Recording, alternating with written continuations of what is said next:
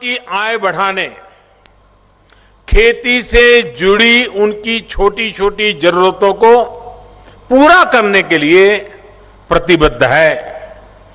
PM किसान सम्मान निधि के तहत देश के लगभग 10.25 करोड़ किसान, उन परिवारों के खाते में अब तक करीब करीब 1 लाख करोड़ रुपए जमा किए जा चुके हैं। 10.25 करोड़ से ऊपर। इसमें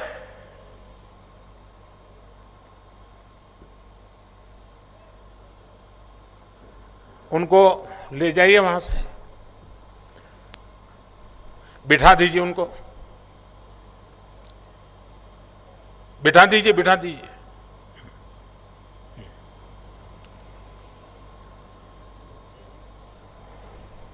वो हमारी जो मेडिकल टीम होगी, जरा उनको काम पे लगाइए। इसमें हिमाचल के 9.25 लाख किसान परिवारों के बैंक खाते में भी लगभग 1,000 करोड़ रुपए जमा किए गए हैं।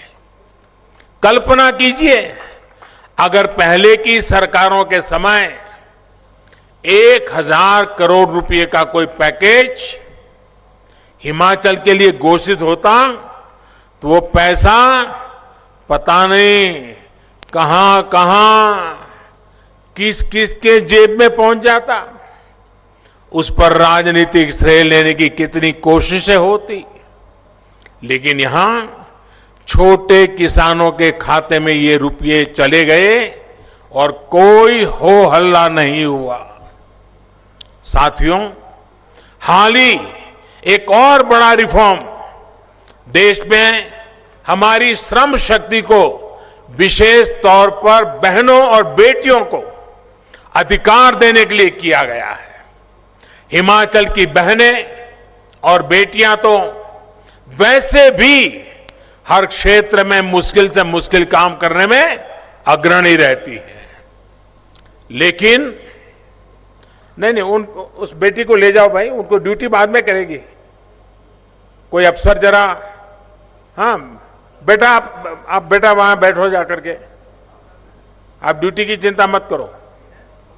कोई साथ में जाइए, आप साथ में जाइए।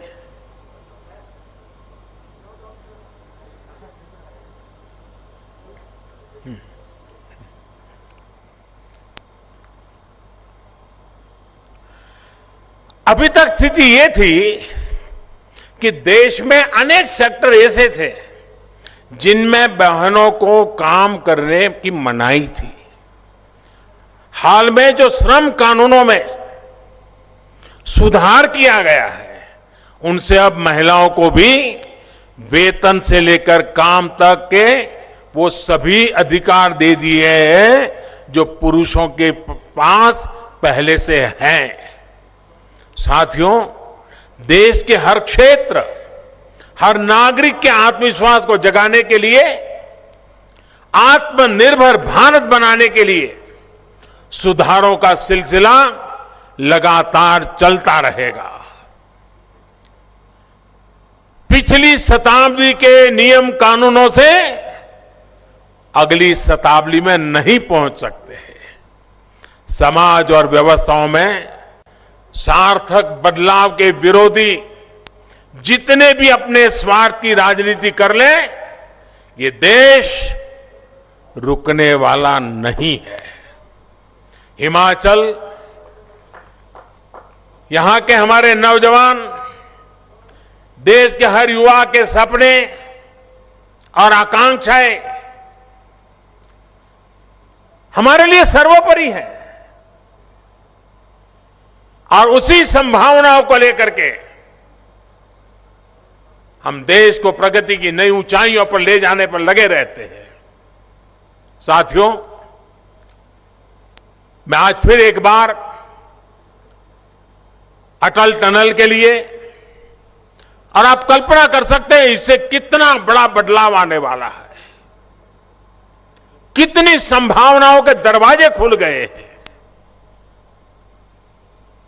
उसका जितना फायदा हम उठाएं, मेरी आप सबको बहुत बहुत बधाई है। बहुत बहुत शुभकामनाएं हैं।